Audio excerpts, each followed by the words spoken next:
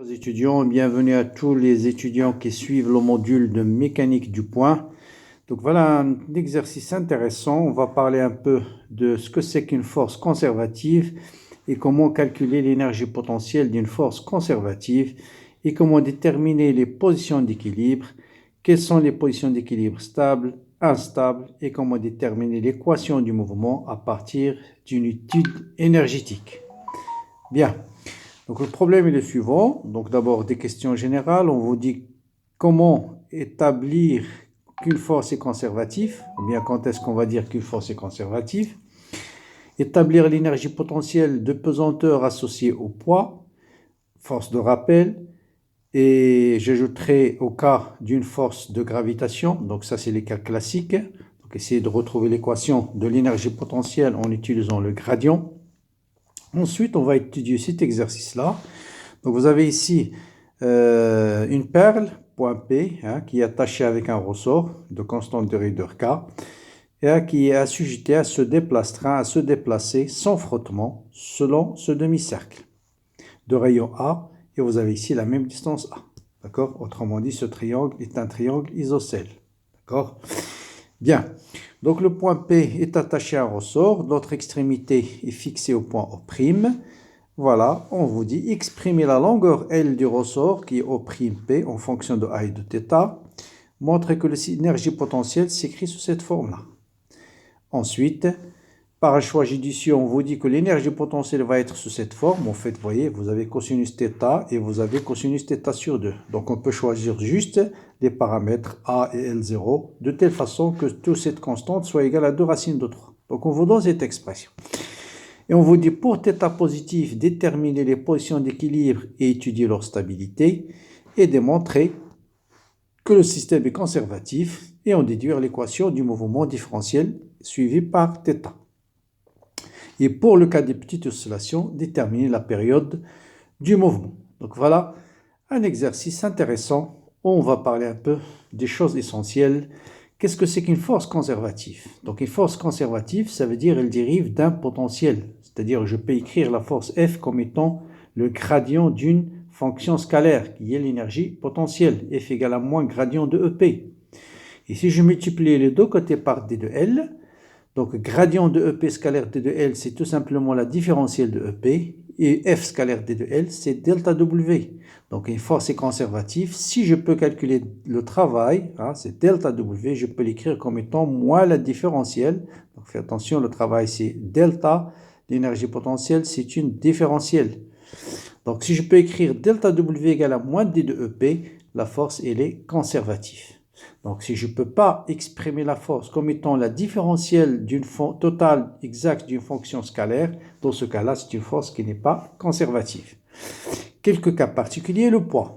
Donc, le poids, donc vous avez deux cas où vous avez l'axe OZ est orienté vers le haut ou bien orienté vers le bas. Bon, si l'orienté vers le haut, le poids, c'est moins mg suivant OZ.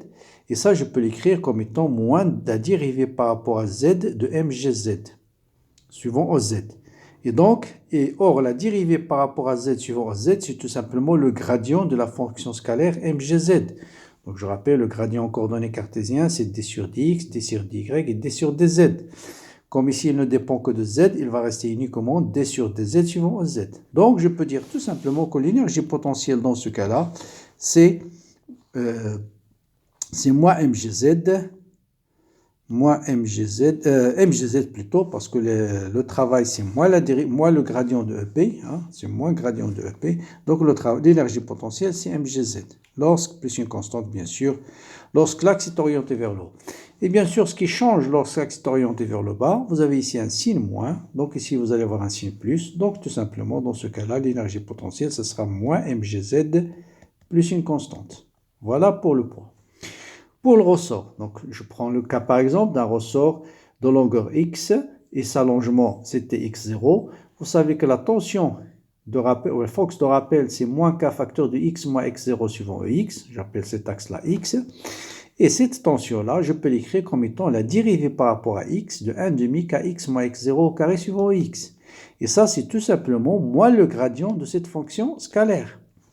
Donc, je peux dire tout simplement que l'énergie potentielle élastique, c'est 1,5 kx moins x0 au carré plus une constante. Donc dans le cas général, L moins L0 au carré plus une constante. Ça, c'est l'énergie potentielle élastique. On peut l'appliquer aussi à la gravitation. Donc la force exercée par une masse grand M sur une masse petit m, c'est moins la constante de gravitation grand M petit m sur R carré suivant ER. C'est le cas aussi de la force électrostatique, c'est la même chose. Et cette force, je peux l'écrire comme étant D sur D de R de G grand M petit m sur R. Parce que D sur D de R de 1 sur R, c'est moins 1 sur R carré. Donc je retrouve ça. Et donc, ça, je peux l'écrire comme étant moins le gradient de G grand M, donc là, la dérivée, donc c'est, voilà, donc c'est moins le gradient de G grand M petit m sur 1 R, parce que gradient de 1 sur R, c'est la dérivée, c'est moins 1 sur R carré, et moins 1 sur R carré avec moins 1, donc il y a un signe plus ici, c'est dérivée de 1 sur R, oui, la dérivée de 1 sur R, c'est moins 1 sur R carré, c'est ça. Donc, et ça, c'est le gradient de, donc il n'y a pas de moins ici, c'est plus, c'est le gradient de gros G grand M petit m sur R, d'accord? Voilà. Et donc, on peut lui associer une énergie potentielle, donc, voilà, donc je peux lui associer une énergie potentielle, donc avec un signe moins. Donc, moins G grand M petit m sur R plus une constante, d'accord? Bon, vous pouvez vérifier, vous pouvez calculer gradient de EP dans ce cas-là. Gradient de cette énergie potentielle, c'est la dérivée par rapport à R, ou la dérivée par rapport à R de 1 sur R, c'est moins 1 sur R carré, avec ce signe moins, c'est grand G, grand M, petit m sur R carré, suivant ER. Et ça, c'est la force c'est moins gradient de EP. Donc la force c'est moins G, voilà, on trouve bien la force c'est moins G, donc c'est correct. Bien, donc voilà quelques exemples rapides sur comment on obtient l'énergie potentielle à partir du gradient. Ça, c'est des formes qu'il faut connaître. L'énergie potentielle élastique, l'énergie potentielle de gravitation, l'énergie potentielle d'un oscillateur. Et on va l'appliquer dans cet exercice-là. Bon, la première question, on nous dit de déterminer la longueur de ce ressort. Donc là, comme je dis tout à l'heure, il suffit de remarquer que ça, c'est un triangle isocèle. Donc ça, c'est un angle, cet angle est égal à celui-là. Je l'appelle par exemple alpha. Donc cet angle-là, c'est alpha. Et cet angle, c'est θ. Donc ça, c'est un angle extérieur à ce triangle. Donc je peux déduire tout de suite que cet angle-là, c'est θ sur 2. Parce que θ plus θ, c'est alpha plutôt, alpha plus alpha égale à θ. Donc 2 alpha égale à θ. Ça, c'est un angle extérieur au triangle OP. Et donc, θ égale à 2 alpha, donc alpha égale à θ sur 2. Deuxième chose, ce triangle est un triangle isocèle. Donc si je fais ici la projection, je vois que cosinus θ sur 2 est égal à quoi? Est égal à L sur 2 divisé par A. Donc directement, L est égal à O' est égal à 2A cosinus θ sur 2. Donc voilà la démonstration. Maintenant, l'énergie potentielle de ce système. Donc d'après ce qu'on a dit, on peut dire tout de suite, l'axe est orienté vers le bas. Donc l'énergie potentielle de pesanteur, c'est moins mgz plus une constante. Et Z, c'est cette distance, voilà l'origine, donc Z, c'est cette distance-là. Et cette distance, vous voyez bien, c'est A cosinus θ. Donc directement, l'énergie potentielle, dans notre cas, c'est moins mgz, moins mga cosinus θ, plus une constante. Même chose, je peux dire tout de suite que l'énergie potentielle élastique, c'est 1 demi-K, L moins L0 au carré. Bon, L, c'est 2A cosinus θ sur 2, moins L0 au carré. Après, je développe 4A carré cos carré, moins 4AL cosinus θ sur 2, L0 au carré. Je remplace cos carré par sa valeur, 1 plus cosinus θ sur 2. Cos carré de θ sur 2, c'est 1 plus cosinus θ sur 2. Et là, vous allez avoir cosinus θ sur 2. Et je déduis l'énergie potentielle totale. C'est l'énergie potentielle de pesanteur plus ce terme. Et vous voyez bien que je peux factoriser par cosinus θ. Ensuite, j'ai un terme où il y a cosinus θ sur 2. Tout le reste, c'est des constantes. Et je retrouve l'énergie potentielle qu'on me demande de déterminer. Voilà, donc je peux l'écrire comme étant cosinus θ fois une constante. Bon, il n'y a pas de cosinus θ, je l'ai déjà écrit. Donc cosinus θ fois une constante, plus une constante fois cosinus θ sur 2. Voilà. Et on vous dit, par un choix judicieux, c'est-à-dire pour un choix de valeur de A, de valeur de L0, de valeur de K, je peux écrire ce terme comme étant cosinus θ plus un terme fois cosinus θ sur 2. Et cette constante, on peut s'arranger pour qu'elle soit égale à 2 racines de 3. Et dans la suite, on va travailler avec cette énergie potentielle. Et après, on nous demande de déterminer les positions d'équilibre. Donc, l'équilibre, il est défini par les dérivés de l'énergie potentielle par rapport à θ égale à 0. Donc, vous dérivez ça, vous trouvez moins sinus θ, la dérivée de cosinus. Dérivée de cosinus θ sur 2, moins 1 demi sinus θ sur 2. Donc, ça devient ici égal à 0. Donc, ce terme égal à 0, et là, je vais remplacer sinus θ par 2 cosinus θ sur 2, sinus θ sur 2. Comme ça, je peux factoriser par sinus θ sur 2 égale à 0. Donc, ce terme égal à 0, soit sinus θ sur 2 égale à 0, soit cosinus θ égale à racine de 3 sur 2. Donc, soit θ égale à 0, soit θ égale plus ou moins pi sur 3. Mais comme θ est positif, on nous dit dans l'exercice, donc on aura uniquement deux positions d'équilibre pour θ positif, 0 et pi sur 3. Pour savoir s'ils sont stables ou instables, il suffit de calculer la dérivée seconde qui est égale à ce terme. Donc je dérive simplement cette expression deux fois. Donc je vais avoir moins cosinus et la racine de 3 sur 2 cosinus de θ sur 2. Et je remplace θ par 0, je trouve moins 1 plus racine de 3 sur 2, c'est négatif. Donc θ égale à 0, c'est un équilibre instable. Et pi sur 3, c'est un équilibre stable. Bon, enfin, on nous dit, est-ce que le système est conservatif? Je rappelle, qu'est-ce que c'est qu'un système conservatif? C'est la dérivée de l'énergie mécanique est égale à 0. Attention, conservatif, c'est par rapport au temps, d'accord?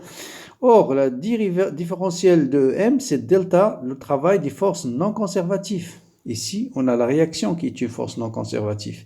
Comme le travail de la réaction est égal à 0 parce qu'il n'y a pas de frottement, donc la différentielle de l'énergie mécanique égale à 0, c'est-à-dire l'énergie mécanique, c'est une constante par rapport au temps. Donc, c'est un système, notre système, il est conservatif.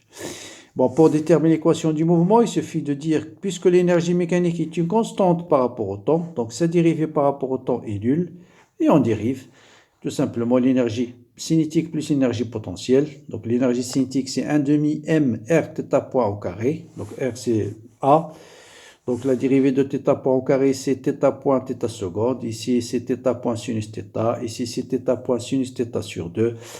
Et en simplifiant par m, g, ma et θ point, je trouve cette expression-là. Voilà l'équation différentielle du mouvement en θ à partir d'une étude énergétique.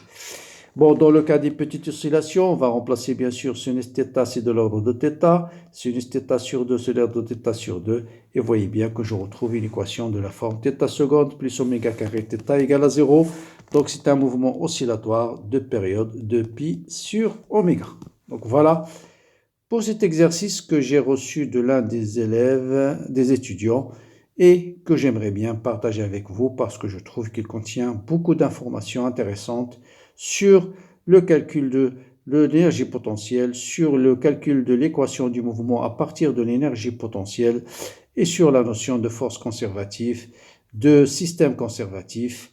Donc, si vous avez suivi la vidéo jusqu'à la fin, c'est parce que peut-être ça vous a intéressé. Donc, n'oubliez pas de le partager avec vos amis, de liker la vidéo, de me laisser un commentaire. Bon courage, bonne continuation et à bientôt.